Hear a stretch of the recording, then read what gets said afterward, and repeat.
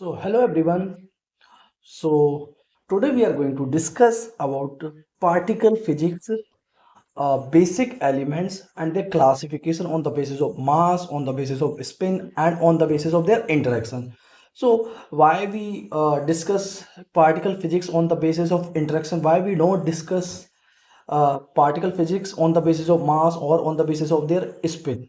So ये सब चीज़ों को आज हम अच्छे से डिटेल वे में डिस्कस करेंगे और उसके बाद एग्जैक्ट कंजर्वेशन लॉज और अप्रोक्सीमेट कंजर्वेशन लॉज क्या होते हैं, फिर उसके बाद isospins, baryon number, third component of isospin, strangeness, ये सब का फिजिकली मीनिंग और ये सब क्या बताते हैं, इन सबको अच्छे से डिस्कस करेंगे। तो सबसे पहले हम स्टार्ट करते हैं classification of subatomic particles on the basis subatomic particles based on their mass, based on their spin and based on their spin interaction. So सबसे पहले classification of based on their mass.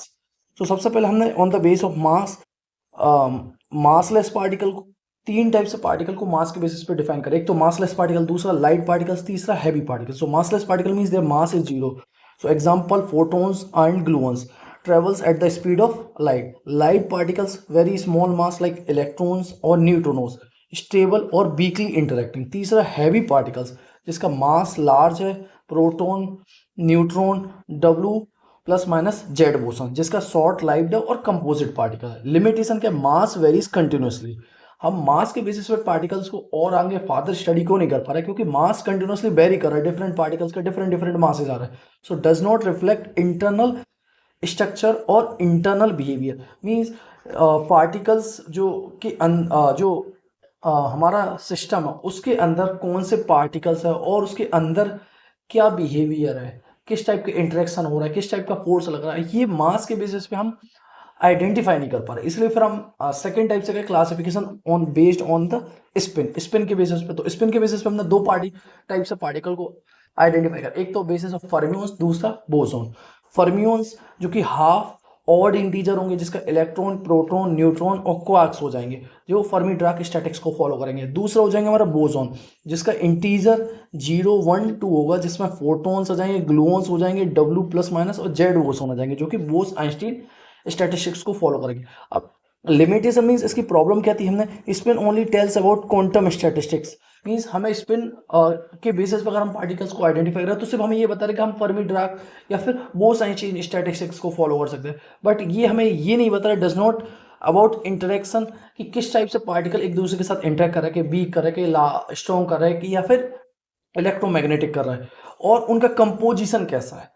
तो basis अगर हम classic particles को identify करें on the basis of spin, तो हम कह नहीं पा रहे कि कौन से टाइप से इंटरेक्शन करेंगे, तो इसलिए हम इसको भी फिर इग्नोर करो। फिर आखिरी में गए हम classification based on interaction, most fundamental, जो कि सबसे फंडामेंटल, हम इसी के बेसिस पर पूरी पार्टिकल फिजिक्स को स्टडी करेंगे, जिसमें हम पार्टिकल्स को डिस्टिंग्विश करो on the basis of their interaction. तो सबसे पहले पार्टिसिपेट्स, लेप्टॉन्स, हेड्रॉन्स, क्वार्क्स और क्वार्क बोसॉन।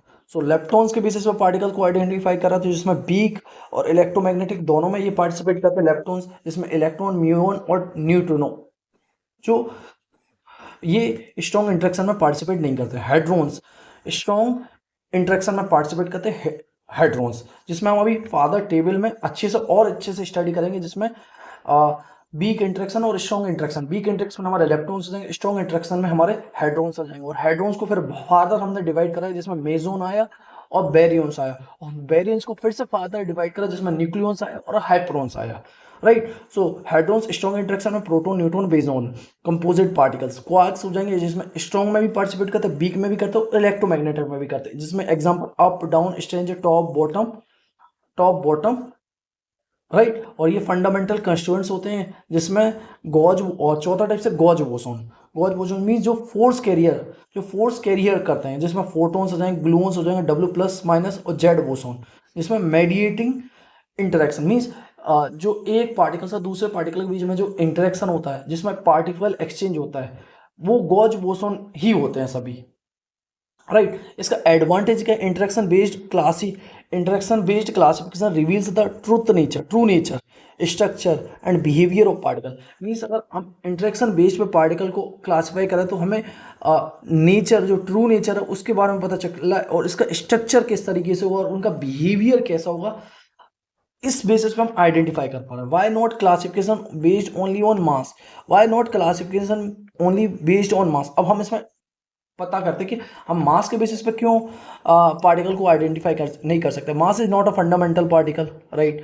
सो मास तो फंडामेंटल पार्टिकल नहीं, it arises from interaction, Higgs mechanism, no clear grouping. Particles with similar mass can behave completely different. Example electron and neutron, both light particle but interaction differ drastically. So mass does not indicate internal structure. Means अगर हम मास के basis पे particles को identify करें तो हम particle के internal structure को हम आइडेंटिफाई ही नहीं कर पाएंगे. why not classification only based on spin. और spin के बेसिस पे हम क्यों नहीं कर पाए. spin only divides into fermions or boson, does not explain forces or interaction. Example like photons and gluons, both have a spin 1 but have very differently, but both behave very differently. No information about composition. Means किस type से बने हैं इसके बारे में भी कोई information नहीं है. Fundamental versus composite. सो अब इसके बाद आखिरी कंक्लूजन, हमने पार्टिकल्स को आइडेंटिफाई ही क्यों किया on the basis of interaction और व्हाई वी एक्सेप्टेड. देखो, most fundamental property interaction defines how particles behave in nature. Means interaction से हमें पता चलता है कि पार्टिकल किस तरीके से बिहेव कर रहा है. Explain forces like strong, weak, electromagnetic and gravitation. reveals structure, distinguishes fundamental particles from composite ones, or predictive power, helps in particle reaction and decay process. Or standard model based means entire particle physics framework is built on interaction. अब conclusion इसका क्या निकला कि mass and spin are important properties but they are not sufficient for classification. Mass and spin are important properties but they are not sufficient for classification. दूसरा, interaction provides the deepest understanding of particle nature, making it the most accepted classification based in modern physics, right. So हम पूरा particle physics को father on the basis of the interaction के base पर ही study करेंगे. सो अब सबसे पहले हम देखते हैं पार्टिकल्स, जिसमें हमारे पास पार्टिकल्स को हमने स्ट्रॉन्ग इंटरेक्शन और weak interaction. Means weak interaction में जिसमें हमारे पास इलेक्ट्रॉन्स आ जाएंगे, स्ट्रॉन्ग इंटरेक्शन में हमारे पास हेड्रॉन आ जाएंगे, राइट. हेड्रॉन्स आ जाएंगे. सो हमने लेप्टॉन्स में हमारे पास इलेक्ट्रॉन, म्यून और न्यूट्रॉन आ जाएंगे. दूसरा, हमारे हेड्रॉन्स में मैंने बताया ना दो टाइप से करा है हमने, मेजोन और बेरियंस. मेजोन में हमारे पास पायोन्स, कायोन्स, ईटा आ जाएंगे. और बेरियंस में हमारा प्रोटॉन्स और न्यूट्रॉन्स, जिसको हम अभी फादर और डिवाइड करेंगे, जिसको हम फादर स्टडी करेंगे. अब आगे चलते हैं हम classification based on the basis of there masses, जिसमें हमने लेप्टॉन्स लिया. लेप्टॉन्स मीन्स लाइट मास पार्टिकल. इंटरमीडिएट मास पार्टिकल जिसमें मास मीन्स कम था. हैवी मास पार्टिकल जिसमें हमारे पास बेरियंस है. और हमने देख लिया कि हम क्लासिफिकेशन मास के बेसिस पे हमने क्यों इसको इग्नोर करा. Mass does not indicate the internal structure. फिर हम दूसरा हमने स्टडी करा classification on the basis of spin, जिसमें हमने दो टाइप की स्पिन होता है, इंटीजर या फिर हाफ ऑड इंटीजर. इसमें बोसोन थे हमारे पास और हाफ ऑड इंटीजर फर्मियोन्स थे, जिसमें एक हमारे पास गॉज बोसोन आया था, दूसरा मेसोन आया था. गॉज बोसोन जिसमें गामा, फोटोन, ग्लूऑन्स, W+Z0, इसमें इनकी स्पिन 1 थी और मेसोन की जिसकी स्पिन 0 थी. और half odd integer means fermions, जिसमें लेप्टॉन्स, न्यूक्लियॉन्स और हाइप्रोन्स, जिसकी स्पिन हाफ है और बाकी सभी और ओमेगा माइनस स्पिन 3/2 है. और हमने देखा कि spin only divides into 2 classification, fermions और boson, does not explain interaction of forces, no information about composition, fundamental और कंपोजिशन. अब आखिरी में जो हमने जो आइडेंटिफिकेशन करा on the basis of their interaction of particles, जिसमें हमने लिया एक लेप्टॉन्स लिया, एक हमने लिया लेप्टॉन्स, जिसमें हमने लिया एक लेप्टॉन्स को लिया और दूसरा हमने हेड्रॉन्स को लिया. लेप्टॉन्स जो पार्टिसिपेट होते हैं वीक इंटरेक्शन में और हेड्रॉन्स जो पार्टिसिपेट होते हैं स्ट्रॉन्ग इंटरेक्शन में, राइट. सो वीक इंटरेक्शन में ही पार्टिसिपेट करते हैं leptons. Hadrons interact with the both interaction strong और वीक. अब लेप्टॉन्स को हमने फादर क्लासिफिकेशन करा, जिसमें हमारे पास आया एक इलेक्ट्रॉन आया, दूसरा हमारे पास म्यून आया, तीसरा हमारे पास टाउ आया. और फिर इसके बाद इनके एंटी पार्टिकल आ जाएंगे. राइट।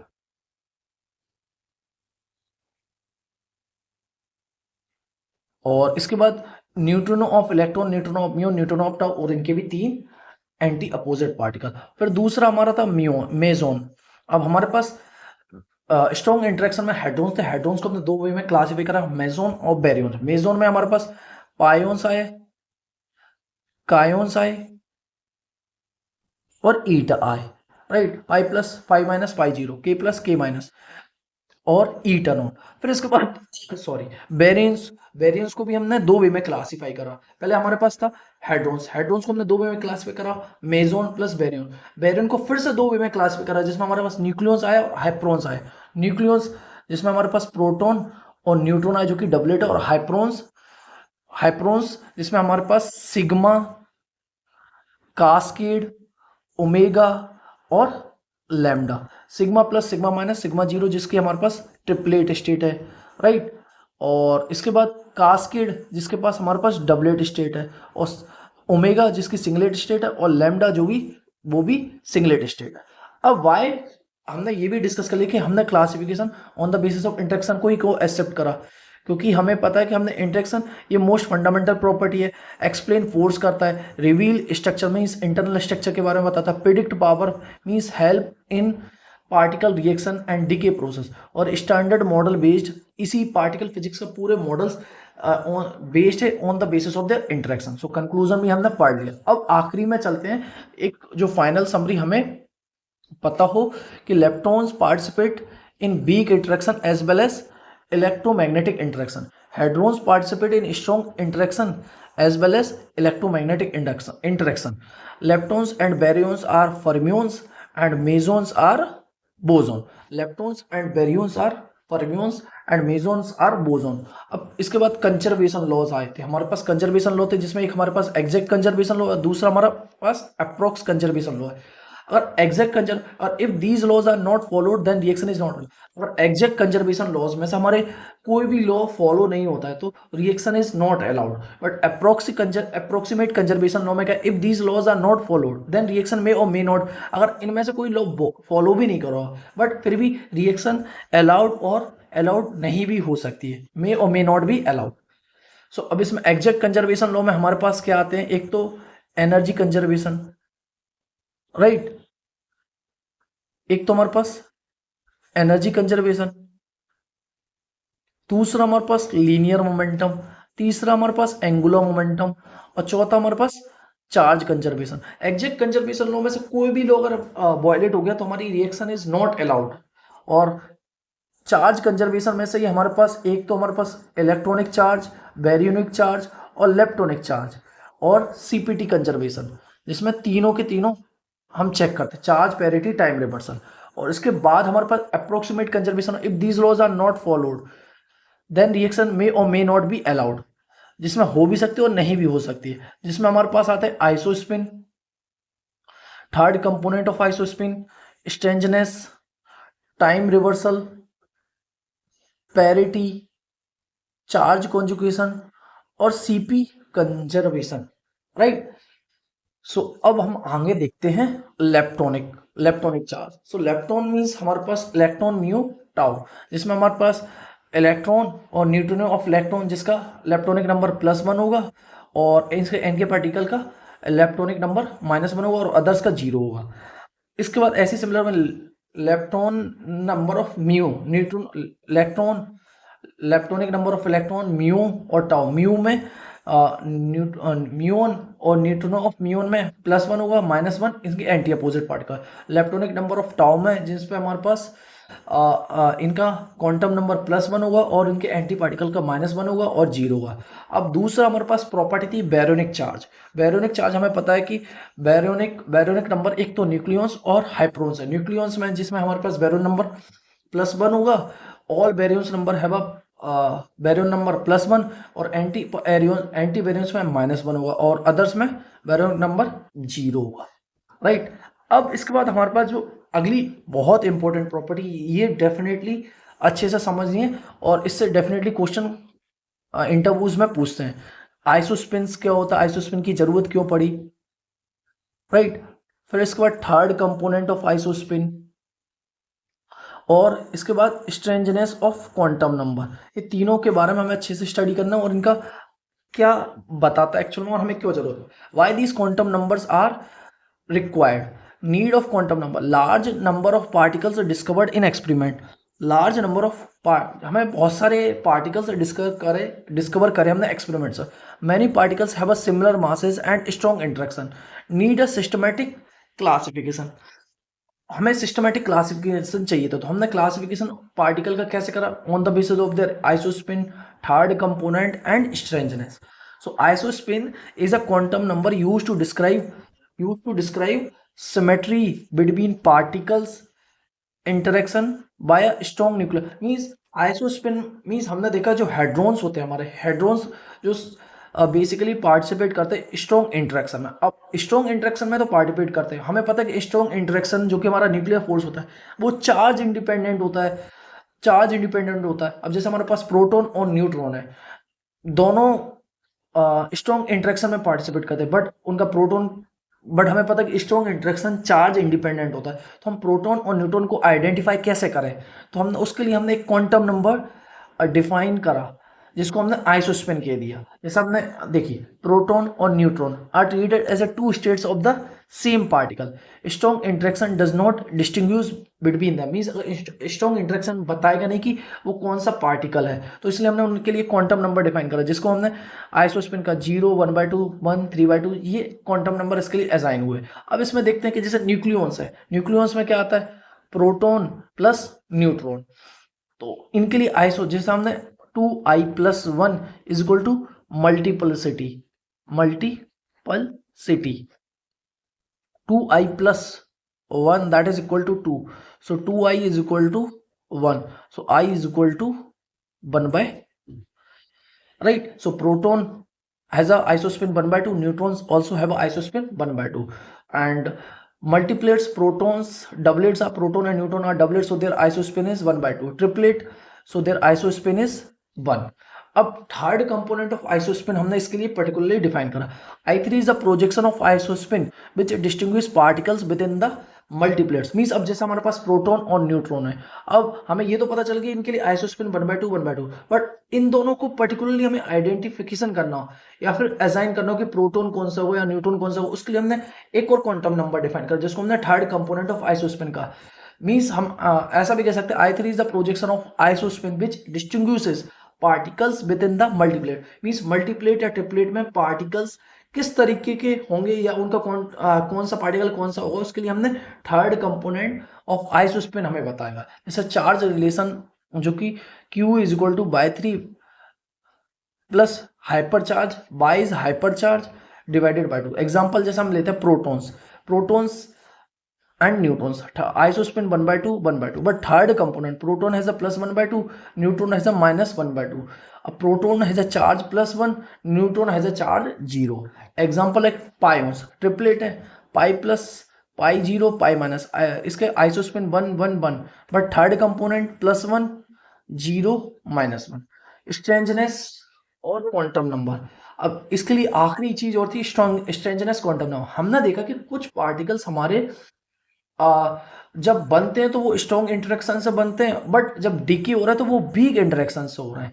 तो कुछ पार्टिकल्स जब हमने देखा ना कि strangeness is a quantum number introduce to explain unusual production and decay behaviour in certain particle numbers, means जो पार्टिकल्स हैं वो प्रोडक्ट्स प्रोड्यूस हो रहा है वो स्ट्रॉन्ग इंटरेक्शन से हो रहा है, बट जब वो डिके हो रहा है तो वीक इंटरेक्शन से हो रहा है। तो ऐसे पार्टिकल्स को हमने एक अलग क्वांटम नंबर से डिफाइन करा जिसको हमने नाम दिया strangeness of a quantum number, right? अब इसको देखो हमने इसको जरूरत क्यों पड़ी, why some particles are produce by strong interaction but decay slowly by weak interaction, this unusual behaviour required a new quantum number जिसको हमने स्ट्रेंजनेस नाम दिया। जैसा हमने देखा इंटरेक्शन में strong interaction strangeness conserve, electromagnetic में स्ट्रेंजनेस कंजर्व होती है, बट वीक इंटरेक्शन में स्ट्रेंजनेस कंजर्व नहीं होती है। इसके लिए हमने क्वांटम नंबर डिफाइन करा जिसमें स्ट्रेंज क्वार्क जैसे जैसे जो हमारे जो वीक इंटरेक्शन में जो पार्टिसिपेट करेंगे उसके लिए स्ट्रेंजनेस -1 होगी, और जो एंटी स्ट्रेंज क्वार्क होंगे उसके लिए स्ट्रेंजनेस +1 होगी, राइट? जैसे हमारे पास बी जो स्ट्रेंज होंगे वो कायोन होंगे, जैसे कायोन्स है जिसमें के प्लस है, इसका स्ट्रेंजनेस +1 है, और लैम्डा नोट जिसका स्ट्रेंजनेस -1 है। अब जैसे हाँ इसके रिएक्शन और एग्जाम्पल देखते हैं, जैसे स्ट्रॉन्ग इंटरेक्शन में जैसे जैसे पाई माइनस प्रोटॉन्स जो डीके होते हैं के नॉट और लैम्डा नॉट, सो स्ट्रेंजनेस इनिशियली 0 और फाइनल भी स्ट्रेंजनेस 0 है। मीन्स मीन्स ये स्ट्रेंजनेस क्वांटम नंबर को फॉलो कर रहा है। ऐसे वीक इंटरेक्शन में देखें, जो लैम्डा नॉट है वो डीके होता है प्रोटॉन और पाई माइनस में, तो इसका स्ट्रेंजनेस इनिशियली -1 और फाइनल 0 है। तो स्ट्रेंजनेस वीक इंटरेक्शन में कंजर्वेशन लॉ को वायलेट करती है।